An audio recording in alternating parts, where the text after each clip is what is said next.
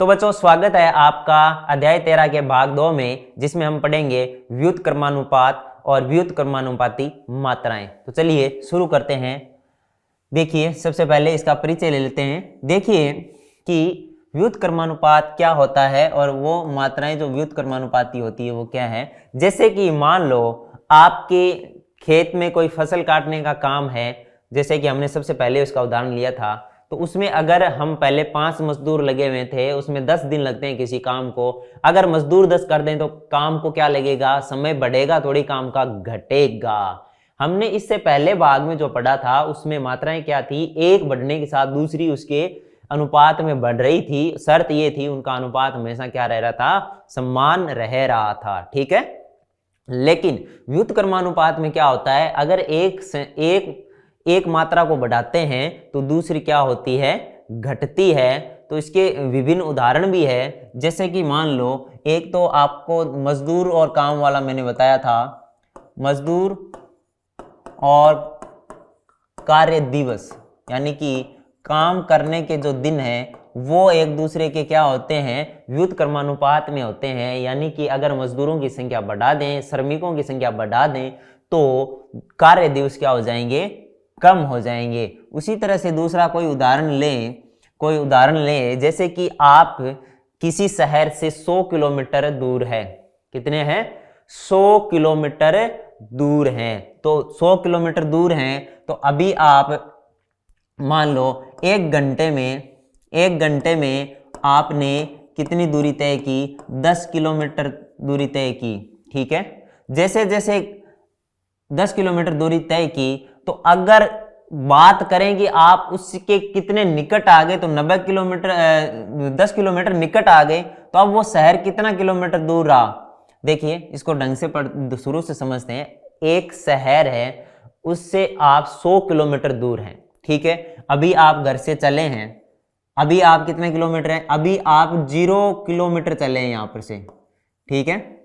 या फिर कहें कि आप अभी 0 टाइम पर हैं, 0 सेकेंड या 0 मिनट या 0 आवर मान लो, अभी आप घर पे ही हैं। तो आप इससे दूरी कितनी है, शहर से दूरी आपकी 100 किलोमीटर की थी, यानी कि शहर से आप 100 किलोमीटर दूर हैं। अब आपको चलते चलते 1 घंटा हो गया, 1 घंटा हो गया और आपने मान लो 1 घंटे में दूरी तय कर ली कितनी, 10 किलोमीटर। तो अब शहर कितना दूर रहा, अब शहर रहा 90 किलोमीटर दूर। अब मान लो आपको 2 घंटे हो गए चलते चलते, 2 घंटे हो गए, 2 घंटे में आपने 10 किलोमीटर और तय कर ली। तो अब शहर कितना रहा, 80 किलोमीटर दूर रहा। कितना रहा, 80 किलोमीटर दूर रहा। तो जैसे जैसे ये समय बढ़ता जा रहा है, वैसे वैसे शहर से दूरी क्या हो रही है, कम होती जा रही है ना। इधर हम समय ले तो समय तो क्या रहा है, समय जैसे जैसे बढ़ रहा है तो शहर से जो दूरी है वो क्या हो रही है, घट रही है ना। तो इससे हम ये कह सकते हैं कि जैसे ये समय है, ये शहर से जो दूरी है उसका क्या है, व्युत्क्रमानुपाती है। व्युत्क्रमानुपाती है, इसका मतलब क्या हुआ कि एक बढ़ रहा है, समय बढ़ रहा है। वैसे जैसे हम चलते जा रहे हैं, ऐसा नहीं रुक के और समय बढ़ा तो दूरी कम हो जाएगी। चलते जा रहे हैं, हम चलते जा रहे हैं, जैसे जैसे जितना समय में चलते हुए हुआ उतनी ही दूरी कम होती गई शहर से। ठीक है। और दूसरा एग्जांपल हमने पहले लिया कि मजदूरों की संख्या जैसे जैसे बढ़ाएंगे, कार्य दिवस वैसे वैसे कम होते जाएंगे। तो हमने इन दोनों उदाहरणों से ये सीख लिया कि व्युत्क्रमानुपात किस तरह से कार्य करता है। आइए इसके बारे में और जानते हैं थोड़ा। व्युत्क्रमानुपाती या फिर प्रतिलोम समानुपात, इसका दूसरा नाम बोले तो प्रतिलोम समानुपात इसका दूसरा नाम होता है। ठीक है। दो राशियां x और y प्रतिलोम समानुपात में अथवा परस्पर व्युत्क्रमानुपाती कही जा सकती है। कब, यदि x में हुई वृद्धि y में एक समानुपाती कमी उत्पन्न करे।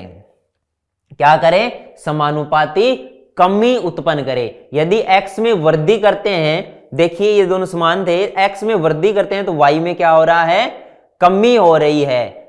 क्या हो रही है, समानुपाती कमी हो रही है, तथा x में हुई कमी y में एक समानुपाती वृद्धि उत्पन्न करती है। क्या करती है, समानुपाती वृद्धि उत्पन्न करती है, ताकि इनके संगत मानों का गुणनफल समान रहे या अचर रहे। यानी कि व्युत्क्रमानुपात में दो संख्याएं कब कहलाएगी, जब ये x है और ये y है मान लो, तो इसमें अगर बढ़ोतरी हो रही है तो इसमें कमी होगी, क्या, समानुपाती कमी होगी, और वो कमी इस तरह से होगी कि इन दोनों का जो गुणनफल है वो हमेशा क्या रहेगा, स्थिर रहेगा। गुणनफल क्या रहेगा, स्थिर रहेगा।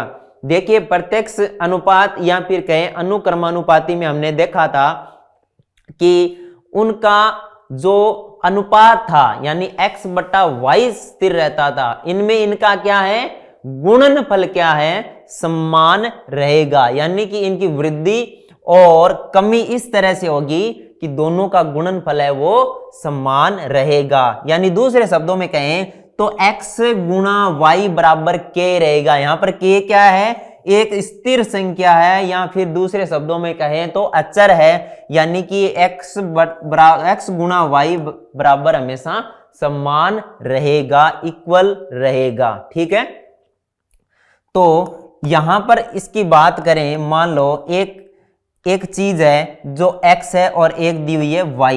ठीक है, अगर y x की वृद्धि होती है और y की क्या होती है, कमी होती है, तो इससे क्या होगा, x गुणा y बराबर हमेशा क्या रहेगा, k रहेगा, स्थिर रहेगा, अचर रहेगा। क्या रहेगा, अचर रहेगा। तो इससे हम ये कह सकते हैं कि अगर हमें एक जगह x1 और y1 उसकी मात्राएं दी हुई है दोनों चीजों की, ठीक है, और दूसरी जगह हमें दिया हुआ है x2 y2 मात्राएं दी हुई है, तो इसका मान भी k होगा और इसका मान भी क्या होगा, k होगा, समान रहेगा। यानी कि ये दोनों क्या हो गए, बराबर। तो इससे हम ये कह सकते हैं x1 y1 बराबर क्या होगा, x2 y2 होगा।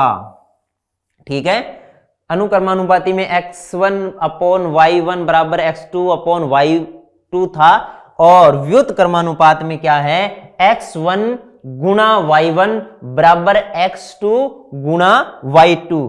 क्यों, क्योंकि इसमें क्या है, एक मात्रा में अगर हम जैसे x में वृद्धि करते हैं तो y में उसी समानुपात में क्या होती है, कमी होती है। उसी तरह से अगर x में अगर हम कमी करते हैं तो y में भी उसी समानुपात में क्या होती है, वृद्धि होती है। और ये वृद्धि और कमी इस तरह से होती है कि इन दोनों का गुणनफल क्या रहे, हमेशा समान रहे, स्थिर रहे, अचर रहे। ठीक है, देखिए इससे संबंधित कुछ प्रश्न हम देखते हैं। निम्नलिखित में से कौन प्रतिलोम अनुपात में है। ठीक है, एक ही नाम है, चाहे व्युत्क्रमानुपाती कह दो या प्रतिलोम अनुपात में कह दो। देखिए पहला दिया हुआ है, किसी कार्य पर हमें ये 1 2 3 4 5 अलग अलग जो उदाहरण दिए हुए हैं, इसमें हमें यह बताना है कि कौन सा जो कार्य है इनमें से कौन सा है जो व्युत्क्रमानुपाती है, यानी कि एक दूसरे के क्या है, प्रतिलोम अनुपात में है। पहला देखिए, किसी कार्य पर लगे व्यक्तियों की संख्या और उस कार्य को पूरा करने में लगा समय। ये तो हम पहले से ही उदाहरण ले चुके हैं कि अगर किसी जगह कोई कार्य हो रहा है और उसमें श्रमिक लगे हुए हैं, अगर उनमें संख्या में बढ़ोतरी करते हैं तो समय में क्या होगी, कमी होगी, काम करने के समय में कमी होगी, यानी कम समय में काम हो जाएगा। यानी कि अगर व्यक्तियों की संख्या बढ़ा दी जाए तो कार्य को पूरा करने में लगा समय क्या होगा, घटेगा, है ना। पहले का उत्तर हम देखें तो व्यक्तियों की संख्या को हम बढ़ाते हैं, संख्या को बढ़ाया तो समय में क्या आई, कमी आई। समय में क्या आई, कमी। में नीचे वाले तीर का मतलब कमी है और ऊपर वाले तीर का मतलब बढ़ोतरी है या वृद्धि है। तो ये इस तरह से कार्य कर रहा है। इसका मतलब क्या हुआ, ये क्या है, व्युत्क्रमानुपाती है। क्या है, व्युत्क्रमानुपाती है। ठीक है, या दूसरे शब्दों में कहें तो प्रतिलोम अनुपात में है।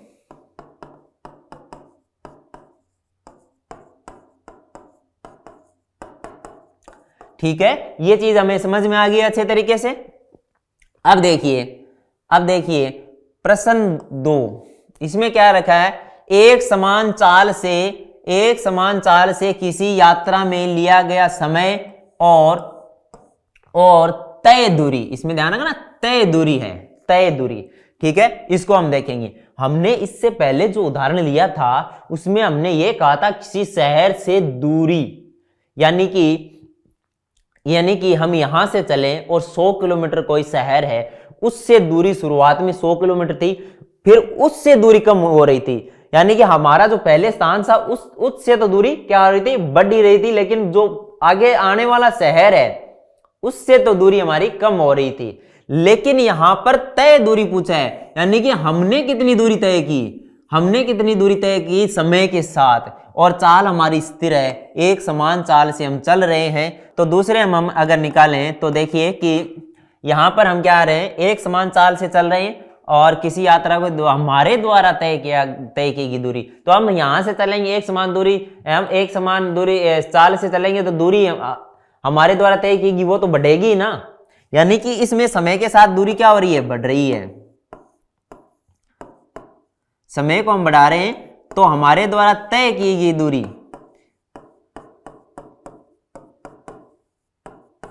भी बढ़ रही है। ठीक है, जो हमने पहले उदाहरण लिया था उससे और इससे कंफ्यूज होने की जरूरत नहीं है, उसमें हमने जो आगे आने वाला स्थान है उससे दूरी देखी थी तो वो तो कम ही हो रही थी। ठीक है, लेकिन यहां पर हमारे द्वारा तय की गई दूरी पूछी है तो वो क्या हो रही है, बढ़ रही है। तो ये क्या है, दोनों व्युत्क्रमानुपात में नहीं है। क्या है, ये दोनों व्युत्क्रमानुपात में नहीं है। ये तो व्युत्क्रमानुपात में था, ये नहीं है, ये व्युत्क्रमानुपात में था। ठीक है, और ये नहीं है क्योंकि ये हमारे द्वारा तय की गई दूरी बढ़ रही है, तो ये प्रतिलोम अनुपात में नहीं है।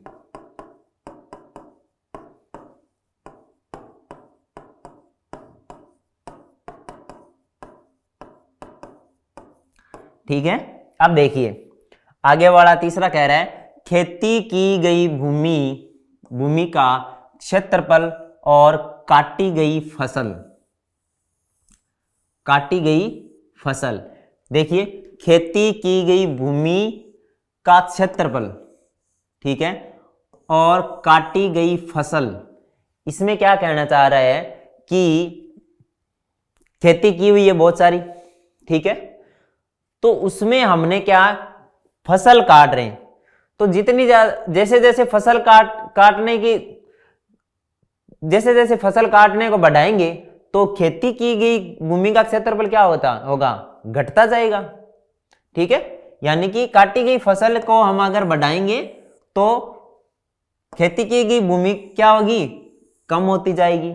मान लो इतनी दूरी में हमने खेती कर रखी थी और हमने क्या किया, इतनी दूरी में हमने फसल को काट लिया, तो खेती तो कम होती जा रही है ना, जैसे खेती का क्षेत्रफल तो है ना, जैसे जैसे हम काटते जा रहे हैं वैसे वैसे, तो ये क्या होगा, एक को बढ़ाने पर क्या हो रहा है, दूसरा कम हो जाएगा, है ना। इसी तरह से अगर हम खेती की भूमि का क्षेत्रफल और बढ़ा देंगे तो काटी गई फसल का क्षेत्रफल क्या हो जाएगा, अपने आप कम हो जाएगा।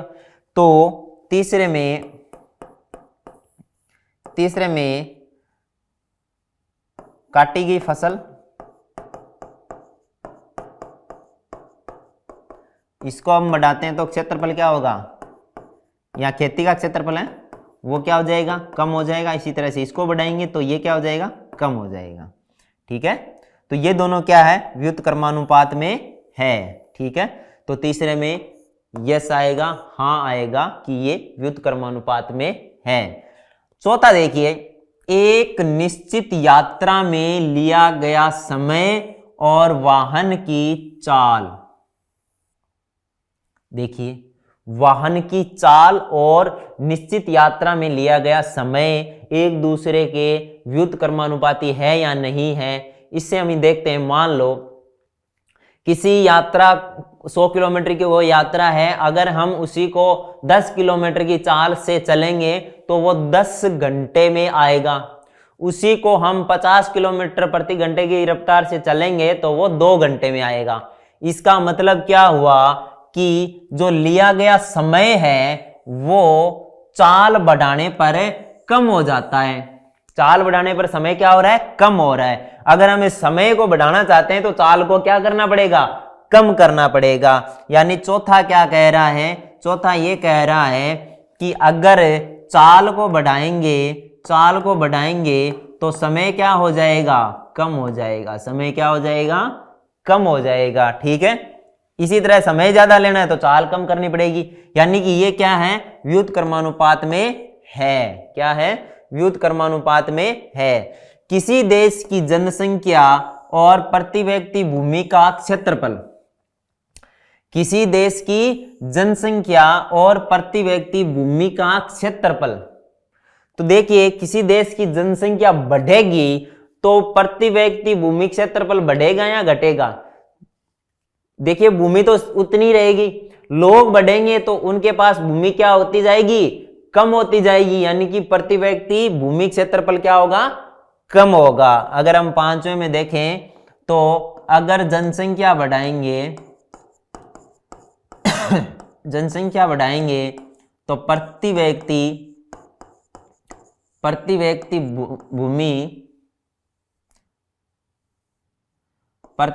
भूमि क्या होगी? कम होगी।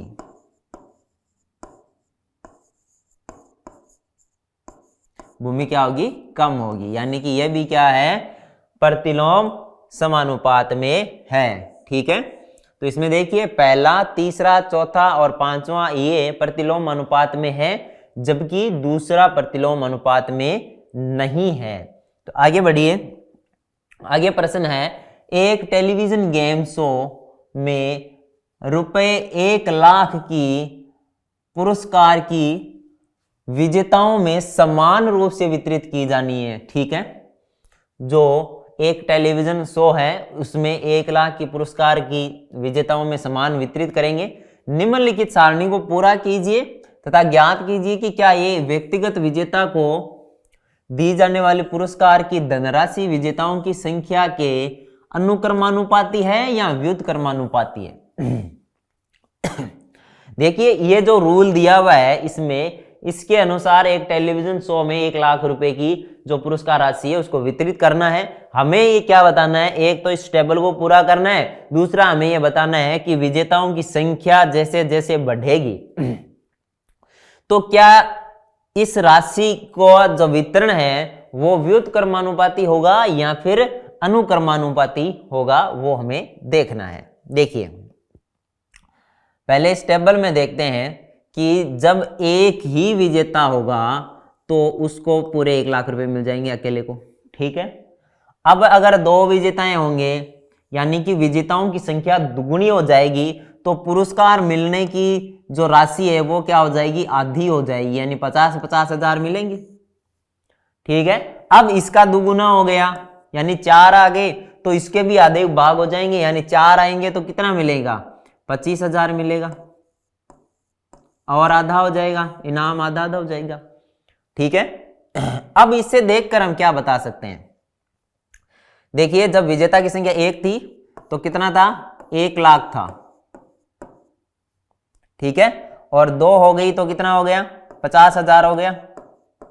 जैसे जैसे विजेताओं की संख्या बढ़ा रहे हैं हम, जैसे जैसे विजेताओं की संख्या बढ़ा रहे हैं तो वैसे वैसे क्या हो रहा है? वैसे वैसे ही हमारे पास ये इनाम की राशि कम होती जा रही है। इनाम की राशि क्या हो रही है? कम होती जा रही है। इसका मतलब क्या हुआ? ये क्या है? व्युत्क्रमानुपाती है। किसके साथ? विजेताओं की संख्याओं के साथ विजेताओं को मिलने वाला पुरस्कार व्युत्क्रमानुपाती है। ठीक है। पहला तो ये पता चला। अब देखिए, व्युत्क्रमानुपाती में हम जानते हैं कि x1 y1 बराबर x2 y2 होता है। ठीक है ना? तो इससे हम क्या करेंगे? जब 5 विजेता होंगे, 8 होंगे, 10 होंगे, 20 होंगे, इनकी मान है वो निकाल लेंगे। तो पहला तो हमें ये पता चला कि ये क्या है? व्युत्क्रमानुपाती है। कैसा है? व्युत्क्रमानुपाती है। ठीक है। पहली बात तो ये पता चल गई। अब हम इस सारणी को भरेंगे तो किससे? इस सूत्र से आराम से हम निकाल लेंगे। देखिए 5 से पहले क्या है 4 है, तो इसका मान लेते हैं। इसके अलावा हम इनका भी कोई से का भी मान सकते हैं, एक ही बात है। तो हमें 5 का निकालना है, तो यहां पर x1 मान लिया हमने 4, ठीक है, और y1 मान लिया हमने 25,000, ठीक है, ठीक है ना। अब हम क्या करेंगे, x1 y1 बराबर x2 y2 निकालेंगे, और x2 हमारे पास 5 है, तो क्या आएगा 4 गुणा 25,000, 4 गुणा 25,000 बराबर 5 गुणा y2। तो y2 का मान कितना आ जाएगा 4 गुणा 25,000 बटे 5, ठीक है। तो ये 5 से ये 25,000 कट जाएगा, यहाँ पर आया है 5,000। तो y2 का मान यहाँ पर आ जाएगा 20,000। कितना आ जाएगा, 4 को 5,000 से गुणा करेंगे तो 20,000। तो यहां पर कितना आएगा, यहां पर आएगा 20,000, ठीक है। इसी तरह से 8 का निकालें इसी तरह से अगर 8 का निकालें तो वो आ जाएगा हमारा, इस 4 को लेके चल लेते हैं अपन, तो आ जाएगा 4 गुणा 25,000। हम इनमें से किसी को x1 y1 लेके चल सकते हैं, क्योंकि हमें पता है कि गुणनफल तो हमेशा क्या आएगा, बराबर आएगा। इन दोनों का गुणनफल, इन दोनों का गुणनफल, इन दोनों का गुणनफल, इन सब का गुणनफल क्या आएगा, बराबर आएगा। तो कोई सा भी लेके चल सकते हैं। तो इस बराबर में आ जाएगा 8 गुणा y3 मान लेते हैं इसका, ठीक है। तो ये आ जाएगा y3 बराबर 4 गुणा 25,000 बट्टे 8, ठीक है। तो ये 4 से ये 2 बार, और अगर 2 का भाग इसमें देंगे तो y3 आ जाएगा 12,500, यानी कि 8 विजेताएं होंगे तो सबको 12,500 रुपए आएंगे। इसी तरह से 10 वाला निकालें तो ये आ जाएगा 4 गुणा 25,000, 4 गुणा 25,000 बराबर 10 गुणा इसको y4 मान लेते हैं, तो y4 का मान आ जाएगा 4 गुणा 25,000 बट्टा 10, यानी ये 0 से 0 कट गया, तो ये आ जाएगा हमारा 10,000। कितना आ जाएगा, 10,000 आ जाएगा। यानी कि जब 10 विजेता होंगे तो सबको कितना आएगा, 10,000 आएगा। इसी तरह से 20 वाला लें तो 4 गुणा 25,000 बराबर 20 गुणा इसको y5 मान लेते हैं हम, तो y5 बराबर 4 गुणा 25,000 बट्टा 20। कितना आ जाएगा, इस 0 से ये 0 कटा, इस 2 से ये कटा 2 बार, तो y5 का मान आ जाएगा 5,000 रुपये। तो देखिए अब इस टेबल को पूरा करते हैं हम इन्हीं मानों से। 8 होगा तो कितना आएंगे, 12,500, ठीक है। 8 होंगे तो कितना आएगा, 12,500, ठीक है। 10 होंगे तो कितना आएगा, 10,000, ये 10,000 हुए, ठीक है। अगर 20 होंगे तो कितना आएगा, 5,000, ये 5,000 लीजिए। तो हमने क्या किया, इसमें क्या क्या किया हमने, सबसे पहले हमने ये देखा कि जो इनाम की राशि है वो व्यक्तियों यानी विजेताओं की संख्याओं के बढ़ने के साथ साथ बढ़ रही है या घट रही है। तो हमने देखा कि विजेताएं जैसे जैसे विजेता बढ़ रहे हैं तो ये क्या हो रही है, कम हो रही है राशि, है ना। जो एक को मिलने वाली राशि है वो क्या हो रही है, कम हो रही है। इसलिए आगे देखें, उसके बाद में हमने क्या किया, हमें पता था कि अगर व्युत्क्रमानुपात क्रमानुपात में होता है तो x1 y1 बराबर x2 y2 होता है। तो उस सूत्र का उपयोग करके हमने कितने विजेता थे उस हिसाब से अलग अलग हमने क्या किया, सबका मान निकाल लिया कि जैसे 8 विजेता होंगे तो कितने रुपए के आएंगे, या 5 विजेता होंगे तो उनके बीच में कितने कितने रुपए आएंगे। इसी तरह से 10 होंगे तो कितने आएंगे, 20 होंगे तो कितने आएंगे। ये प्रश्न हमें अच्छे तरीके से समझ में आ गया। मैं उम्मीद करता हूं आपको बहुत बढ़िया से समझ में आया है। आगे बढ़ते हैं। किसी डिब्बे की मिठाई को 24 बच्चों में बांटा जाए। 24 बच्चों में हम क्या कर रहे हैं, मिठाई बांट रहे हैं डिब्बे की। प्रत्येक बच्चे को 5 मिठाई मिलती है, ठीक है। यदि बच्चों की संख्या में कमी हो जाए तो प्रत्येक बच्चे को कितनी मिठाइयां मिलेगी। देखिए अगर हम सीधा प्रश्न देखें तो इसमें कुछ नहीं दिया हुआ ना, ये व्युत्क्रमानुपाती है या अनुक्रमानुपाती है, ऐसा कुछ दिया हुआ नहीं है, तो हमें पता कैसे चलेगा इसका। तो सबसे पहले देखिए कि 24 बच्चे हैं, ठीक है, और मिठाई बांट रहे हैं, तो प्रत्येक बच्चे को कितनी 5 मिठाइयां आ रही है।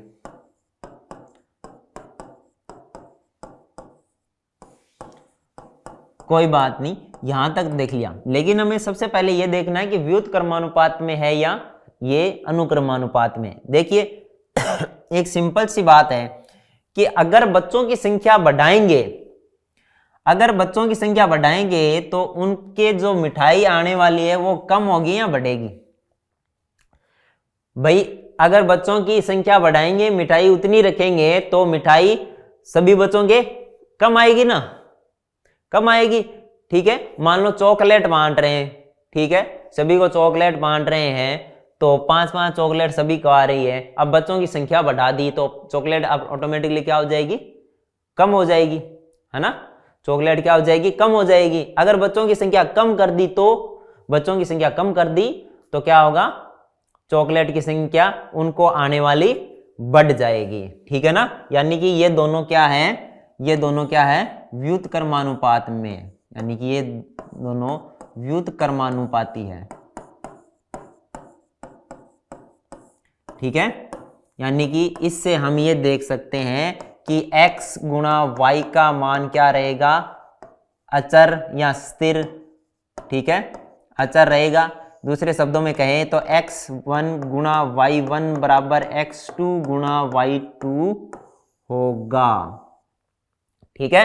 अब इसमें 24 बच्चे हैं तो प्रत्येक को क्या आ रही है, 5 मिठाई आ रही है, ठीक है, 5 मिठाई मिल रही है। अब कह रहे हैं 4 बच्चों की कमी हो गई, 4 बच्चों की कमी हो गई, इसका मतलब बच्चे कितने बचे हैं बाद में बच्चे कितने बचे हैं, देखिए बचे हैं, पहले 24 थे, अब 4 कम हो गए, यानी बच्चे अब हैं कितने, 20, ठीक है। अब हम बच्चों की संख्या को मानते हैं x, और मिठाई जो आ रही है, मिठाई मिल रही है, उसको मानते हैं y, ठीक है। तो जो x है वो बच्चों की संख्या है, x बच्चों की संख्या होगी, और y को हमने क्या माना, मिठाई कितनी आ रही है वो माना, ठीक है। तो देखिए x1 है, x1 यानी पहले बच्चों की संख्या थी 24, और y1 मतलब कि पहले 5-5 मिठाई मिल रही थी एक बच्चे को। अब x2 है ना, वो हो गया 20, बच्चे कितने हो गए, 20 हो गए। अब प्रत्येक के मिठाई कितनी आ रही है वो हमें नहीं पता है, वो हमें बतानी है। तो देखिए कैसे निकालेंगे, हमें पता है x1 गुणा y1 बराबर x2 गुणा y2 होगा, ठीक है। अब देखिए x1 की जगह क्या लिखे हम, 24, y1 की जगह क्या लिखे हम, 5, x2 की जगह क्या लिखे हम, 20, y2 की जगह y2, यानी कि अब जो बच्चों को मिठाइयां मिल रही है तो वो हमें उसको हमने माना y2। तो y2 का मान कितना आएगा, 24 गुणा 5 बट्टा 20 आएगा।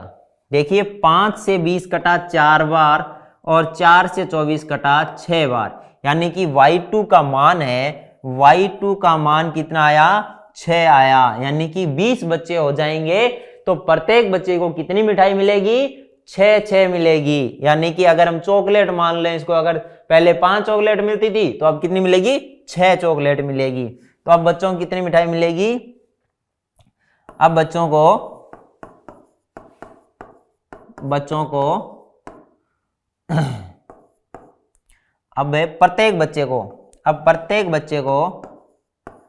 अब प्रत्येक बच्चे को 6 मिठाई मिलेगी, 6 मिठाइयां मिलेगी,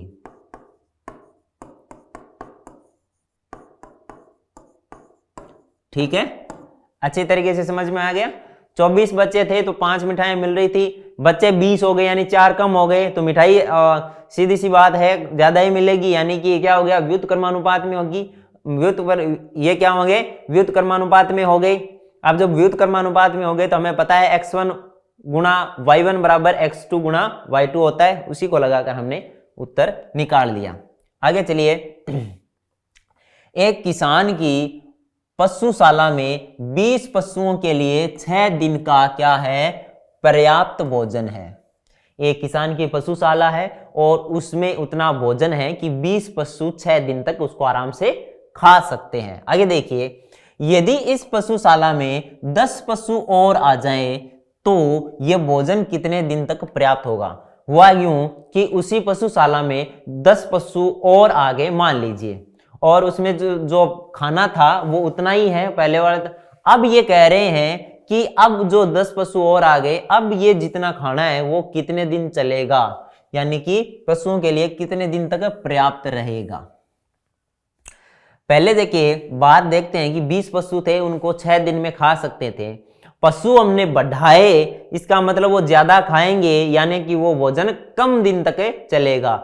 यानी हम ये कह सकते हैं पशुओं की संख्या बढ़ा रहे हैं, वैसे वैसे वो भोजन है उसके दिनों की संख्या क्या हो रही है, कम हो रही है ना। जैसे जैसे पशुओं की संख्या बढ़ाएंगे तो उनके लिए जो पर्याप्त भोजन है उसके दिनों की संख्या क्या होगी, कम होगी। क्योंकि 20 पशु 6 दिन में खा रहे हैं तो 30 पशु उसको 6 दिन से कम दिन में ही खाएंगे, यानी कि वो क्या होगा, दिन घटेंगे। तो ये क्या है, व्युत कर्मानुपात में है। कहेंगे कि पशुओं की संख्या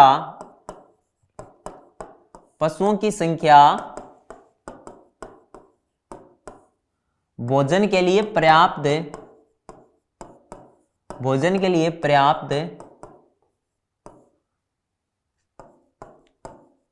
समय के क्या है, व्युत कर्मानुपात में। ये क्या है, व्युत कर्मानुपात में है। यानी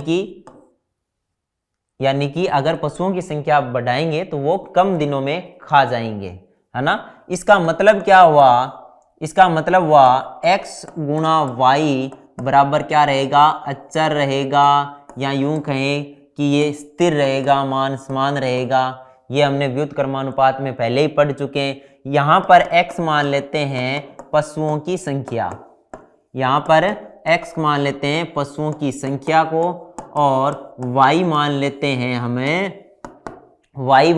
हैं दिनों की संख्या को। दिनों की संख्या को हमने मान लिया y, ठीक है। अब देखिए, हमें दिया हुआ है कि पहले उसके पास पशु थे 20, ठीक है। अब पशु हो गए उसके पास 10 और जुड़ गए, तो क्या हुआ, 20 + 10 यानी कि 30। और पहले वो जो 20 पशु थे वो 6 दिन में खा जाते थे। अब हमें निकालना है कि वो अब कितने दिन में खा जाएंगे। तो सूत्र क्या आएगा हमारा कि x1 y1 बराबर x2 y2। क्या आया, x1 y1 बराबर x2 y2। x1 कितना दिया हुआ है, 20 गुणा y1 कितना दिया है, 6 बराबर x2 कितना दिया हुआ है अब 30, और y2 हमें क्या है, निकालना है। तो देखिए y2 बराबर कितना आ गया, 20 गुणा 6 बटे 30, ठीक है। अब इस 0 से ये 0 कटा, इस 3 से ये 6 2 बार कटा, तो y2 का मान आ गया 2 गुणा 2 4, यानी कि 30 पशु, अगर 10 पशु और आ जाएंगे यानी 30 पशु है, वो 4 दिन में इसको उस भोजन को खा जाएंगे। यानी कि उन 30 पशुओं के लिए वो भोजन 4 दिन तक ही पर्याप्त रहेगा, ठीक है। यहाँ में हमने पूछा है ये भोजन कितने दिन तक पर्याप्त रहेगा, तो ये भोजन 4 दिन तक पर्याप्त रहेगा, 4 दिन तक पर्याप्त रहेगा, ठीक है। ये हमें अच्छे तरीके से समझ में आ गया। आगे देखिए, आगे प्रश्न है, एक फैक्ट्री को कुछ वस्तुएं 63 दिन में बनाने के लिए 42 मशीनों की आवश्यकता होती है। एक फैक्ट्री है, उसमें कुछ वस्तुएं बनानी है, ठीक है। तो 63 दिन में अगर वस्तुएं बनाएंगे तो उनको 42 मशीनें चाहिएगी। अब देखिए, उतनी ही वस्तुएं 54 दिन में बनाने के लिए कितनी मशीनों की आवश्यकता होगी। ये कह रहा है कि कुछ वस्तुएं हैं उनको 63 दिन में बनाएंगे तो 42 मशीनें चाहिएगी। अब वो उतनी ही वस्तुएं हैं लेकिन हमें जल्दी बनानी है, यानी 54 दिन में बनानी है, तो कितनी मशीनें चाहिएगी? सबसे पहले तो इसको देखने में हमें लग रहा है कि ये क्या है, व्युत्क्रमानुपाती है। कैसे कि अगर हमें कम दिन में काम कराना है तो मशीनों की संख्या तो अधिक चाहिएगी, है ना। अगर मशीनें कम होगी तो दिन क्या होंगे, अधिक लगेंगे। इसका मतलब ये दिन जो लग रहे हैं और मशीनों की संख्या है वो एक दूसरे क्या हो रहे हैं, उल्टे हो रहे हैं। अगर मशीनों की संख्या बढ़ाएंगे तो दिनों की संख्या कम हो जाएगी, अगर मशीनों की संख्या कम कर देंगे तो दिनों की संख्या क्या हो जाएगी, बढ़ जाएगी। यानी कि ये मशीनों की संख्या और लगने वाले दिन है वो दोनों क्या है, व्युत्क्रमानुपाती है। तो इसमें हम क्या लिख सकते हैं, मशीनों की संख्या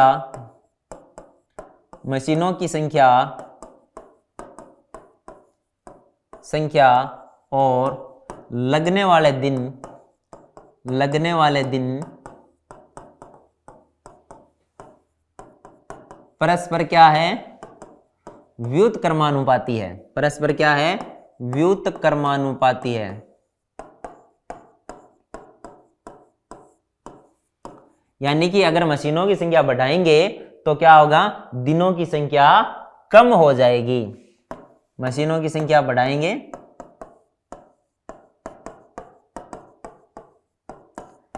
तो लगने वाले दिन क्या हो जाएंगे,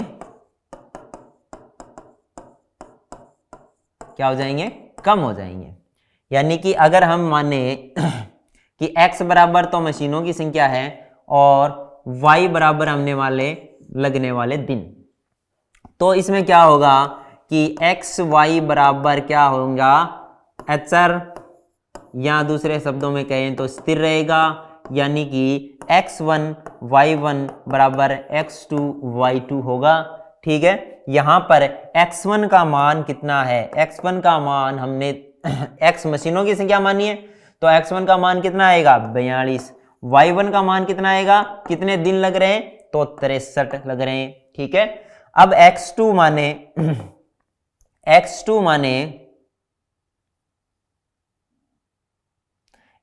हमें कितना दिया हुआ है, x2 हमें मशीनों की संख्या मानी है हमने x को, तो x2 हमें पता नहीं है, ज्ञात करना है। और y2 हमें कितना दिया हुआ है y2 हमें यानी दिनों की संख्या 54 दी है, यानी दूसरा काम हमें 54 दिन में करना है। तो अब ये सूत्र अगर हम लगाएं, कौन सा, x1 y1 बराबर x2 y2, तो देखिए क्या आएगा, x1 y1 कितना दिया हुआ है, 42 गुणा 63 बराबर x2 गुणा 54।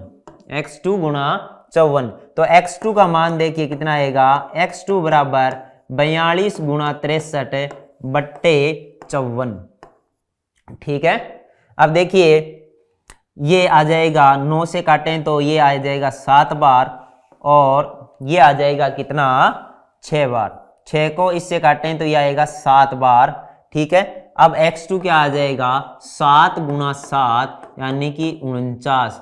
अगर हमें 54 दिन में वही काम करवाना है, यानी इतनी वस्तुएं बनानी है, तो हमें 49 मशीनों की जरूरत होगी। यानी कि यदि वही वस्तुएं 54 दिन में बनानी है, 54 दिन में बनानी है तो कितनी मशीनें चाहिएगी, तो 49 मशीनों की जरूरत पड़ेगी। 49 मशीनों की जरूरत पड़ेगी।